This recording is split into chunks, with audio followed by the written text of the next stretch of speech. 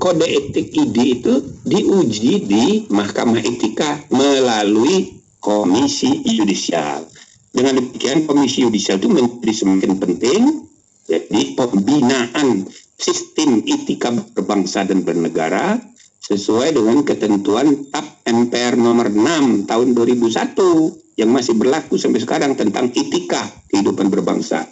Nah, ini contoh-contoh pentingnya kita evaluasi, bukan untuk setback ke belakang, tapi kita membenahi sistem kenegaraan kita yang tidak efisien. Itu loh. Ada yang mengenai harmonisasi peraturan perundang-undangan, kita udah adopsi sekarang metode omnibus. Omnibus teknik itu sejak lama saya sarankan bukan hanya untuk investasi. Sekarang ini orang seolah-olah hanya untuk investasi lagi yang dipikir bagaimana memberi karpet merah sangat liberal kepada FDI, kepada ekonomi pasar, kepada investor asing. Saking merahnya berdarah-darah itu karpet. Itu loh. Nah, padahal metode omnibus itu maksudnya untuk menata supaya sistem hukum kita harmonis. Nah, karena itu semua aspek, misalnya sistem politik, parpol, ormas, itu kita bisa manfaatkan metode omnibus. Gitu loh. Supaya harmonis ke kiri, harmonis ke kanan. Tapi banyak yang salah paham. Omnibus law itu diidentikan dengan kodifikasi. Kodifikasi itu tradisi civil law. Omnibus ini common law. Beda. Nah, sehingga tidak perlu undang-undangnya terlalu tebal. Jadi 1000 halaman seperti undang-undang Ciptaker. Itu bukan omnibus, itu kodifikasi namanya. Menggabung semua undang-undang jadi satu. Nah, teknik omnibus ini untuk harmoni antara undang-undang yang satu dengan undang-undang yang lain, meskipun judulnya beda. Gitu loh. Kalau tradisi sipil law membuat undang-undang itu sesuai dengan judul. Nah, tidak bisa kita mengatur di undang-undang ini hal-hal yang ada di undang-undang yang judulnya berbeda. Nah, tapi dengan omnibus itu bisa. Ini cara untuk mengharmoniskan sistem hukum kita. Omnibus teknik ini sudah diadopsi di Undang-Undang P3, pembentukan peraturan perundang-undangan, bukan hanya untuk pembentukan undang-undang, tapi juga untuk pembentukan peraturan pelaksanaan tingkat pusat, PP, Perpres gitu, ya kan, mengharmoniskan permen-permen. Bahkan omnibus teknik juga bisa kita pakai untuk perda di daerah-daerah provinsi dan kabupaten kota seluruh Indonesia yang centang perenang kurang perhatian kita di pusat, tapi lebih parah harmonisme di antara perda satu dengan perda yang lain. Nah, jadi banyak yang harus kita benahi sebagai hasil evaluasi 25 tahun. Jadi saran saya, para ahli, cobalah kita memberi masukan lebih teknis, lebih detail, ya. Jangan hanya retorika, dan yang kedua, jangan hanya karena semangat dengan retorika tinggi. Masalahnya soal konstitusi ini soal ideologis. Maka semua orang itu merasa ahli, merasa ngerti, lalu merasa idealis, lalu merasa benar. Nah, ini susah. Musyawarahnya itu jadi susah. Jadi saran saya, kita harus konsisten pada yang sudah kita perbaiki 25 tahun ini. Tapi apa yang harus kita perbaiki dari pengalaman 25 tahun ini, termasuk antisipasi tuntutan perubahan menuju pertengahan abad ke-21, menuju Indonesia emas itu tadi. Jadi saya rasa itu yang perlu kita lakukan. Hal-hal yang tadi ditanyakan saya rasa sudah terjawab, ya. Ini biasa, soal misalnya kebebasan berlebihan, itu ada anunya, itu ada tahapan peradaban demokrasi kita ini kan masih rendah. Kita ini negara demokrasi terbesar ketiga, tapi indeks kualitasnya masih 54, masih jauh gitu. Jadi misalnya tingkat peradaban kritik, cara kita mengkritik itu masih sangat tidak sopan. Orang kritik itu kan kan mestinya ide. Ini yang dikritik fisik menteri, fisik presiden, masa begitu? Gitu loh.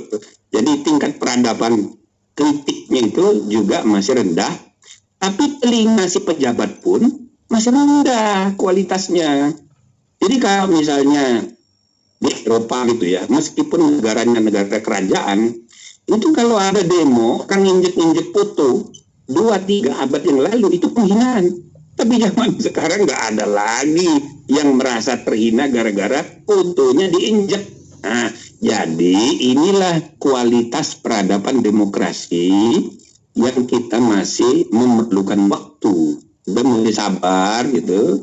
Nah, yang lain soal pelembagaan sistem politik, ya kan? Jadi kalau pelembagaan sistem politik kita udah modern, itu budaya feodal itu tidak lagi menentukan. Nah, kita ini kan masih menentukan. Itu loh. Di Amerika, apa politik identitas sudah nggak ada lagi. Masih coba Obama waktu capres, itu dia pakai Cartier, ada foto dia disebar ke seluruh Amerika. Nah, untuk menggambarkan ini Obama ini anak menteng, dekat dengan orang Islam. Bapaknya Kenya, namanya Hussein. Ini dekat dengan orang-orang Palestina, teroris gitu. Disebar ke seluruh Amerika. Nah, gitu. Tapi dia tetap terpilih. Tapi gara-gara itu, katanya Obama itu jarang ke gereja. Tapi gara-gara diisukan Black Campaign itu, dia setiap minggu dia ke gereja mau menunjukkan dia orang Kristen yang baik. Gitu loh. Dan itu Black Campaign politik identitas tapi tidak berpengaruh. Gitu loh. Begitu juga Obama jadi kampanyewan untuk Hillary. Jadi itu bukan hanya cawe-cawe dia. Dia jadi kampanyewan, tapi Hillary tetap kalah. Why? Karena budaya feodalnya sudah lumer dan institusi politik demokrasinya sudah kuat. Nah, kita ini belum sampai ke tingkat seperti itu.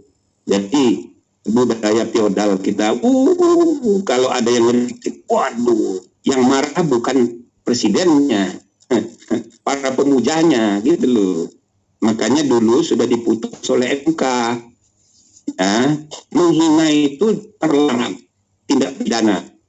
Tapi menghina itu telah delik aduan. Siapa yang merasa terhina, dia yang mengadu. Itu. Nah, presiden itu ada dua. Satu sebagai pribadi, dua sebagai institusi. Institusi presiden tidak punya perasaan gembira, perasaan terhina. Nggak ada. Presiden itu institusi. Yang punya perasaan adalah pribadinya. Maka SBY waktu itu bersama Ibu Ani datang ke Polda. Nah, saya bilang sama dia, Bapak akan menjadi presiden terakhir yang mengadu ke Polda. Sesudah ini mudah-mudahan tidak lagi. Tapi tidak apa-apa, ini bagus membuat sejarah. Gitu. Nah, sekarang Jokowi dihina-hina oleh Rocky Gerung. Tapi dia tidak mau mengadu. Karena dia tidak merasa perlu dilayani. Kalau dilayani, medsos yang serba bebas sekarang ini, serba bebas, ya kan? Dan serba nggak ada takutnya. Karena semua orang bisa menutupi identitas aslinya. Fotonya cakep, padahal orangnya jelek. Itu loh, namanya pakai nama orang lain. Jadi maki-maki di dalam medsos itu luar biasa. Makanya sekarang ini disebut post-truth era pasca kebenaran. Maka jangan bersikap dari informasi medsos.